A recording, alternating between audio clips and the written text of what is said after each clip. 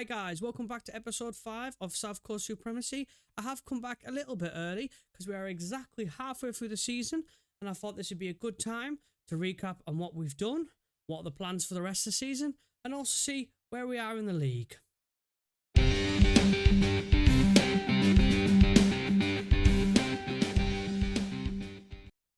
Yes, welcome back to episode 5 of South Coast Supremacy. And as you can see, may as well start off at the best point of the season. We are currently second in the league, exactly halfway through the season. I mean, by no means is it a guarantee we finish second in the league. We could easily be out the playoffs as we can win the league. As you can see, looking at the goal scorers, Scarlett is still up there, smashing the goals in, and he's top of the goal scoring charts. As you can also see, in terms of player of the matches, he's won the most player of the matches in the league, and he is the third best average rating in the league. Altogether, a fantastic loan signing, although one that was already here before I started the save, and I immediately tried to replace him with one signing that I thought was better. Well, that was me wrong, wasn't it? But looking back on the results since you were last with us, when we had that absolutely emotional rollercoaster of a game against Plymouth, where we did come out on top 7-4. I mean, it didn't really do as much good in regards to the rest of the games since, because obviously, as you saw as the league table, they are still plenty of points ahead of us, so clearly that game did not bother them. And obviously, on the second game of the episode, we did play Grimsby at home, where we blew a 2-0 lead to have to go to replay. Luckily, well, I say luckily, we did get through the first round against Grimsby in the replay, but as usual, as seems to be the theme this season, we made an absolute meal of it first, because it took us penalties to get through Grimsby. But nevertheless, we went through, and we've had some relatively good results since. I think we have only lost, by the looks of it, since then. We have only lost a couple of more games. One was in the Papa John's Trophy between the Plymouth and Grimsby game. But since the Grimsby game in the Cup, obviously we did, as I've just said, we did win the replay. We lost to Wickham, which wasn't great because Wickham are not doing well this season. And we got very lucky against Accrington, who are down there in the league. But we do seem to be making a meal of these things at the moment. Against Accrington, against Stevenage, even against MK Dons and Exeter. These are teams that are not very high in the league this season. They're not doing very well. And with these teams, we should be more comfortable against, scoring more goals and getting more chances. But we really are making a meal of every single game, and we are having to scrape through. So this season's team is more of just a working team, a grinding team. It's more of just grind out results, and hopefully, as I know the season expectations are to obviously fight for places in the playoffs, hopefully that should be a guaranteed if we continue the way we're going, grinding out these results. But if we can't grind out enough results, we could find ourselves in the top 2 and going up automatically. So one of the reasons I did decide to come back exactly halfway through the season, as I said before, it seemed like a good time to recap on what's happened in the league so far, obviously where we're positioned in the league, how the team's doing, how we're performing. Obviously, one of the talking points in the season so far was the formation we were using, because I just kept switching from 2 up top, 1 up top, 2 up top. We do sort of have a settled team now. I mean, we do switching and changing between Karoma and Springer. That's purely because obviously we are only allowed 5 loan signs in the matchday squad. But majoritively, we've got obviously Scarlett, Dale. McEachran is in and out of the team. Pack is always in. Jacobs is always in. And the back 4, I must admit, it relatively is the same, but not all these players I think at some point could be replaced in the team, and I don't think it would make a massive difference. I mean, with the goals we've been leaking, it probably may improve the team. But with the fact that obviously we have been sticking to changing formations, but sticking to the same team relatively is now starting to cause a few issues within the team, issues with players that aren't necessarily getting game time. I mean, we are even getting issues with such players as Daniel Jebberson, as the manager wasn't happy, even though he does play quite regularly. As you can see, he's had quite a few appearances there, and he's doing all right in the goal scoring, but apparently their manager wasn't happy with the position he was playing, and has threatened to recall him in January. So we will have to see what happens with that, because obviously I'm not really planning on dropping Scarlett when he's scoring that many goals, but Jebberson is becoming a very useful player for us. but I can't guarantee that I'm going to be able to play in the position that they want him to. So hopefully we do get to keep him to the end of the season, but if their manager does lose patience, that could be one change that we make pretty soon after we've already obviously brought him in on loan. Obviously, here is just an example of what I mean by issues starting to arise regarding obviously playing time. There's quite a lot here, quite a few players here that are obviously happy about playing time, want to go out on loan to get moves away. Obviously unhappy about, there we go, they're playing in a weaker role. Even though he's playing, I don't know what he's unhappy about. Wants to start more games, wants to go out on loan. And to be honest, most of these players on this list, give or take maybe Joe Morrow, I would say. And obviously Jefferson, hopefully. And I've agreed to let him go out on loan purely because I think if you actually look at his potential, I think he has a potential to be a good player in this team and obviously a good squad player long term for Portsmouth. But right now he's obviously not getting the game time, which means it's affecting his development. He did ask me if he could go out on loan, which obviously I agreed, and I think there is something in the works. I think it looks like he's going to one of those clubs, back in League 2. It does say, obviously, the coach report that he is a decent League 2 player, and that the worst team was a regular starter when they came in for him, and the best was important player. So whichever one he goes to, as long as they stick to obviously playing him, that should aid his development by going down there and playing week in, week out. But going back to the dynamics page, as you can see, there is a few players, maybe like Hackett and Piggott, who I don't even think he's necessarily played for us yet. Rafferty's one that I'd maybe like to keep. Ryan Tunnicliffe is another where I would like to have kept him in the squad as a midfielder or coming off the bench. By the looks of it, that may not be the case. It depends how much he disrupts the team. Freeman, I don't think I'm too concerned about. But I mean, the club atmosphere, the club seem to be happy with me. It's all very good. Strong sense of unity. Obviously, we are second in the league, so not too many concerns. But in terms of support for myself, apparently they aren't that impressed with what I'm doing. Obviously, it says, as far as the players are concerned, you're obviously doing fine, if unspectacular, charming. Job of leading the club. So I mean, I'm second in the league. I'm sure not too concerned. Obviously, the plan was always to fight for the playoffs, as can be seen, reach the Skyber playoffs. So I think I'm definitely on course to obviously do that and get through that. I've done well in these cups. They weren't really that bothered there. Didn't judge me in the Papa John's, good job. Because I really didn't put any effort in there and went out pretty much straight away. And obviously, in regards to the FA Cup, we are still in the FA Cup, in fact. That is a bit of news I forgot to mention. We are, in fact, still in the FA Cup, because since we scraped past Grimsby, we did go on and then to play Stevenage in the FA Cup. And as usual, in the first game, we made a meal of it, had to go to a replay. But this time, it didn't take penalties to get through them. And as it looks, we are playing Burton, so we could even get further in the FA Cup. I mean, I'm just seeing it as a bit of extra cash in the bank, and maybe in January. I don't suspect they will when I go and ask for a little bit of money. They may give me some, who knows. But by the looks of it, with all those players possibly leaving on loan or permanence, there might be a bit of room in the squad to replace a few loan signings or even get a bit of cash in to bring in a few permanent signings. Obviously, looking at the squad planner, I mean, I can just quickly go from position to position. Griffiths, I mean, I'm not looking to replace him, but if an opportunity came up to replace him, I can't say I wouldn't turn it down. Like, if there was a keeper that I felt like could be good for us long term, that I could bring him for cheap or for free, then I think I would do that, because one, he's not our keeper long term, and two, I really don't want him back after the season anyway. He's been a bit hit and miss. Left back position, I mean, going into January, I think generally that's not a position I'm too concerned about as much.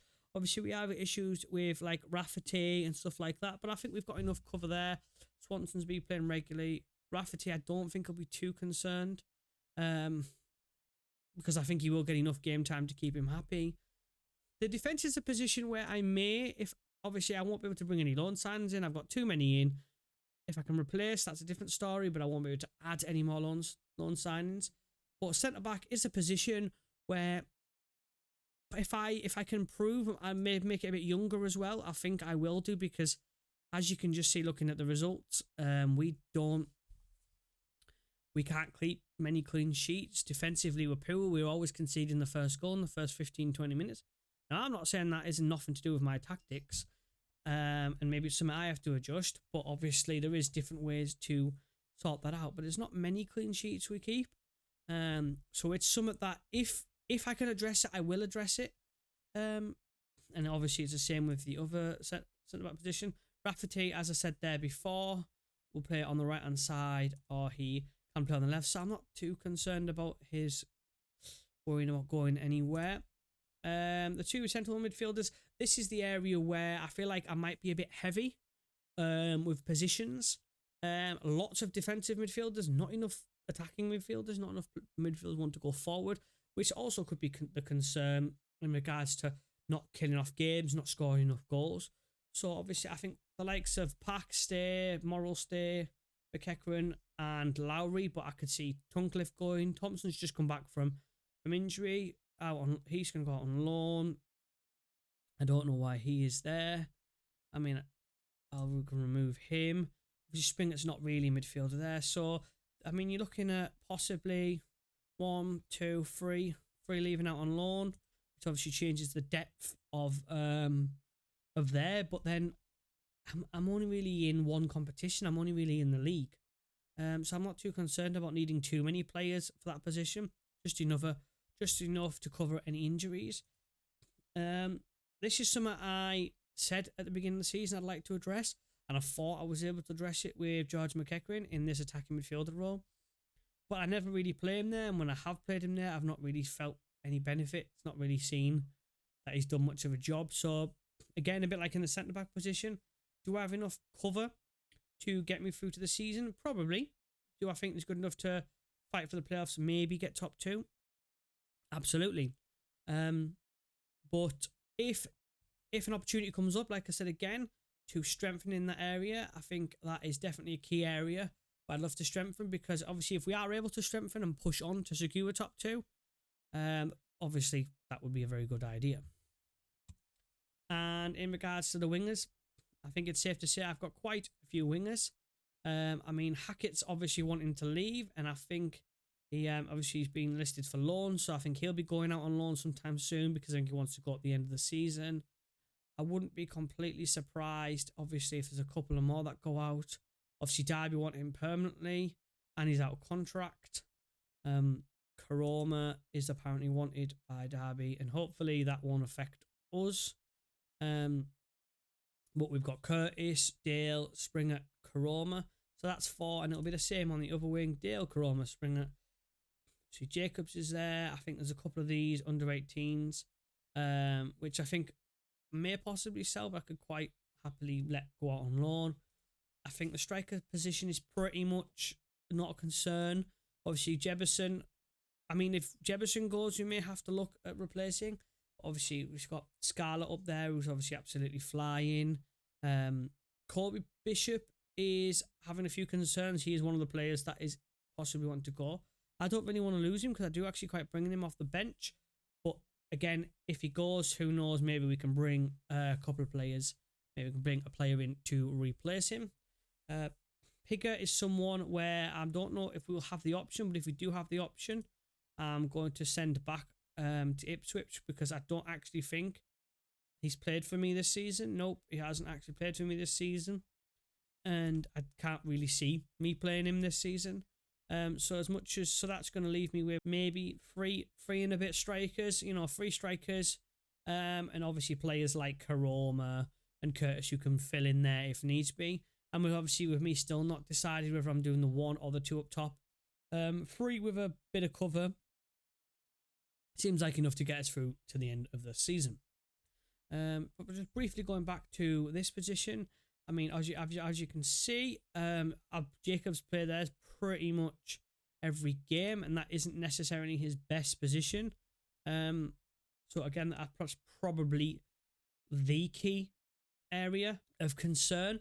I mean, I know it's one thing you may have noticed, and that's not necessarily going into January, but January could affect the decisions made by these things. But as you can see, looking through the league, I mean, there's both the keepers are out of contract or going back on loan. Two of my left backs are going. Most of my defence are gone. Obviously, if you get new deals, it's different. But at this moment in time, most of my defence are gone. One of my right backs, obviously, left back is gone. If you take out the midfielder, you know, he's one of my main midfielders. He could go. He's obviously a youngster, which obviously we'll try and tie him down to a new deal. So we may be all right in central midfield. And the same for here. Obviously, there's a few players that are concerned. I mean, in terms of my main wingers, Dale, Springer, Karoma, Jacobs, obviously, who plays in the middle, they're all either going back on loan in the season, out of contract.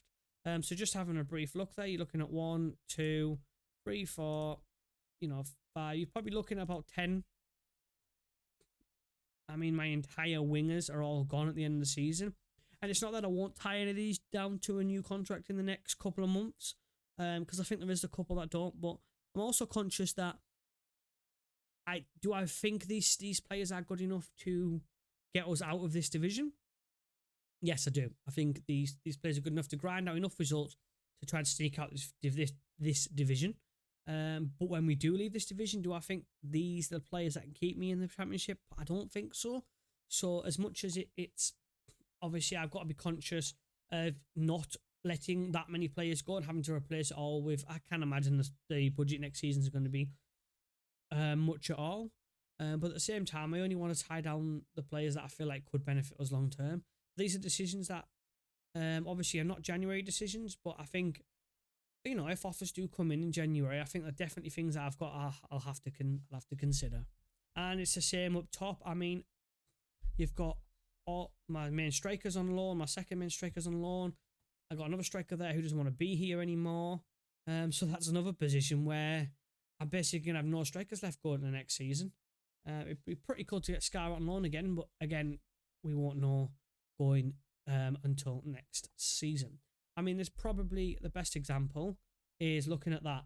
I mean, this would have probably been a better way to show you how light we would be rather than just going through one by one. But looking at this, you've got, no keepers, only a couple of right backs, but even then, not really main right backs. We've got 2 defenders going into next season. Left back, we see him all right, but again, Championship players, no. Assuming we get there, I mean, if we get close to the end of the season and I know we're not going to get promoted, then I probably will look to tie a few more of these players down because I know they'll be able to help me next season. Midfield's not too bad. I mean, there's a couple of first-team players. I mean, look at them 3 there. That's obviously key, and we can keep them around. Obviously, Marlon Pack is a shame because he just played week in, week out, but he is 32-year-old.